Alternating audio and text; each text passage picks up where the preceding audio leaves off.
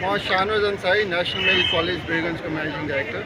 आज हाम्रो वर्ल्ड आस्मा डेमा हामीले यहाँ कार्यक्रम गरेको छौँ कि सबैजनाले आएर यहाँ आस्मा डेमा आस्मा भनेको रोग के हो भनेर बुझ्नको लागि, रोग मात्र भएर उपचार गर्ने क्रममा हाम्रो उद्देश्य होइन। हाम्रो उद्देश्य हो अवेरनेस बढाउने, कसरी त्यो आस्मा रोगलाई कसरी प्रिभेन्सन गर्ने, त्यो उद्देश्यले आज हामी कार्यक्रम राखेका छौँ। अनि प्रिभेन्सन नभए तापनि यदि लाग्यो भने कसरी त्यसको म्यानेजमेन्ट अनि ट्रिटमेन्ट गर्ने, त्यसको लागि आज सबजना हाम्रो स्टुडेन्टहरू फ्याकल्टीहरू मिलेर आज कार्यक्रमहरू गर्नुपर्छ। उनीहरूले सबजनालाई म धन्यवाद दिन चाहन्छु।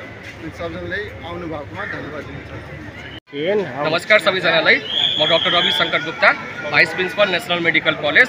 आज वर्ल्ड अस्थमा डे हो अनि आज हामीले मेन यो प्रोग्राम नेसनल मेडिकल कलेजमा कन्डक्ट गराइरहेछौँ। यसमा चाहिँ हामीले अस्थमा रोगको बारेमा बिरामीहरूलाई सूचना, उनीहरूलाई यो रोग कसरी लाग्छ, यो रोग लाग्ने कारणहरू के हुन् र यो रोगबाट कसरी बच्ने भनेर हामी यिनीहरूलाई आज ज्ञानको कुराहरू सिकाइरहेछौँ।